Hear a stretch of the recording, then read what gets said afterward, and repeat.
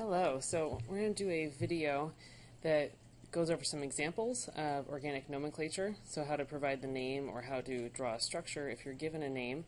And these are practice problems taken from the More Organic practice, which is posted up on Brightspace right now. So let's take a look at number 4 here to begin with. So first thing I want to look for is what is the functional group. So I'm going to notice right here I've got a C double bonded to an O, and on either side of that carbon I have carbons. That tells me that it is a ketone. That means when I name it, the ending is going to be -one. Then I want to look back and say, what is the parent hydrocarbon chain? So if I look at this longest chain of carbons, I have 4 carbons in it. So if I have 4 carbons, the base I use is bute. So this is going to be butanone, because I should have written this here as I take the alkane name, butane, remove the E, and change the ending to -one. And remember, there's that table that you were given that has the long list of all the functional groups and what all the endings are in their names. And that was on a handout that you got, and it's also in the PowerPoint that's up online. So this is butanone. And if that functional group can show up in more than one spot, if there's more than one isomer possible, then you would need to use a number. So you might look at this and say, well, it's coming off of the second carbon, so I should call it 2-butanone. Technically, there's only one possibility, though, because if it was coming off the first carbon, it actually wouldn't be a ketone, it would be an aldehyde. So you could just call it butanone, or 2-butanone would be okay, too. All right, so looking at number 5, this functional group looks like a carboxylic acid. I've got that C double bond O, and then there's an OH there. So the ending is oic acid. So that's the ending. Then I want to look for my longest hydrocarbon chain. That's 2 carbons there. So that's based on ethane. So what I do is I take the E out from my alkane name, and I put it in over here. So it becomes ethanoic acid. Let's take a look at number 8. It looks like my longest carbon chain would be this one there, or you could think of it the other way. Either way, you'll end up with the same name here. So it looks like I have 3 carbons, and I'm going to start numbering on the side closest to my functional group here, my alcohol group. So I'm going to call this my first carbon, this one's my second, this one's my third carbon. And notice right here, this is an alcohol functional group. So if I look at the name, the ending is going to be OL because it's an alcohol. It's got 3 carbons in it, so that will be propanol, because prop is for 3. And there is more than one spot that the alcohol group could appear, so I'm going to call it 1-propanol because the alcohol is on the first carbon. And then it looks like I also have a methyl group here on the second carbon. So it's 2-methyl 1-propanol would be the name there. Let me go back and circle these names. Okay, looking at number 9, this is a benzene ring. So you just want to recognize those rings as benzene. And if there's something sticking off, you basically just name whatever is sticking off the benzene ring and provide the numbers there. So I'm going to start numbering at the carbon closest to my functional group there. 1, 2, 3, 4, 5, 6.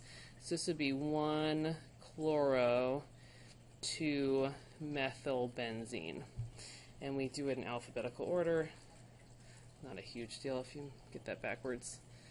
All right, let's scroll down here. Let's take a look at number 6. So number 6, this looks like an ester. Okay. So when it's an ester, what we do is we kind of separate, mentally separate this molecule into 2 halves by drawing a line through that oxygen. The half that is just an alkyl group that only contains carbons and hydrogens, that becomes the beginning, the first word in the name, and the side that contains the C double bond O becomes the second part of the name. So let's look at the first part of the name. I've got 2 carbons, so it is ethyl. Eth is for 2. And then the second part of the name has 1, 2, 3 carbons, so it's propanoate. So when you're naming esters, it'll always be a 2-word name the first word ends in ill, the second word ends in 08. All right, this one, number 7, looks like a fun long carbon chain. The trick on these is to figure out what is your longest carbon chain, which I think is this one. And let's start numbering and figure this out. I'm going to start numbering from the side. That will give me the lowest numbers overall. So I'm going to start numbering from this side. 1, 2, 3, 4, 5, 6, 7, 8. Looks like there are 8 carbons in my longest chain. 2, 3, 4, 5, 6, 7. You guys want to check a couple possibilities. Make sure you've actually got the longest chain. This is an alkane, so the ending will be ane. If it's got 8 carbons, that's octane. And then I've got some things branching off my octane. So it looks like what I have here is 5-ethyl 2-methyl octane. So I've got an ethyl group branching off of my 5th carbon, and I've got a methyl group branching off of my 2nd carbon. And I wrote the ethyl first because we're doing it in alphabetical order. And again, that's not a huge deal if you get those backwards. All right, let's look at 10. 10 is an amine. And when you're naming the amines, you just look at let's look at for the longest carbon chain here, which would be these guys. So 1, 2, 3, 4. Looks like I've got 4 carbons attached to my amine. So I take my butane base name and get rid of the E and call that butanamine. And since there's more than one spot where that amine group should show up, I can call it 1-butanamine, or you might see it written this way, butan-1-amine, or you might also see it written as butylamine. I would accept any of those 3 options, I think would be fine.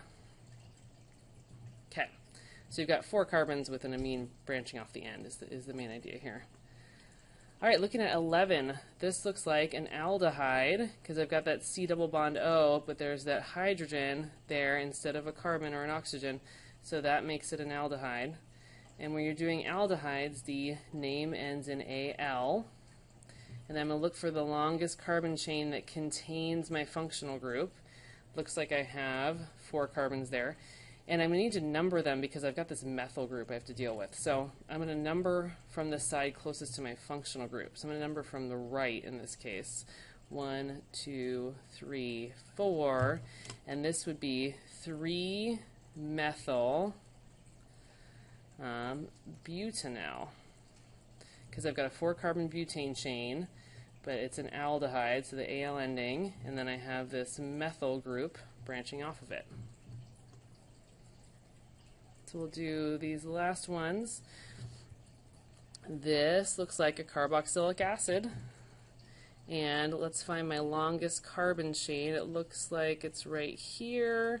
And I've got 1, 2, 3, 4, 5 carbons. So it ends in oic acid because it's a carboxylic acid.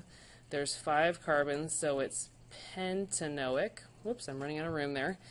And I also have this methyl group branching off of the 2nd carbon. So this is 2-methyl pentanoic acid. Sorry, that one's kind of messy. All right, number 13 looks like another alkane. So I'm going to find my longest chain. I'm going to number from the side closest to my functional groups. So that calls my 1st carbon, 2, 3, 4, 5. So it's an alkane with 5 carbons. So it's pentane is my base. And then I have a chlorine coming off of the 3rd carbon and a methyl group coming off of the 2nd carbon. All right, over here I've got an O between 2 C's, so that looks like an ether. And I'm going to name this the common way. So I'm going to say this is the ether, and I'm going to just name my 2 alkyl groups that are attached there. So I've got my ether is basically an oxygen separating 2 carbon chains, and these are both 2 carbon chains. So they're 2 carbon alkyl groups, meaning they're ethyl groups. So the way that we name this is we say diethyl ether, because there's 2 ethyls. Or you might, so yeah, that's my ethers. All right, and last one, as far as naming, here's my longest chain, and it looks like I have a triple bond, which means I am an alkyne. There are 4 carbons there. I'm going to number them from the side closest to that functional group, meaning the triple bond. So 1, 2, 3, 4. So it's an alkyne, so it's an ine ending. It's 4 carbons, so it's butine. That triple bond shows up at the first carbon, so it's 1 butine. And then it looks like I have some side groups branching off of my 3rd carbon. So it would be 3 chloro, 3 methyl, 1 butine. You might also see this written as but1-ine, and that works too. I would accept either. So those are just examples of how to name these organic molecules.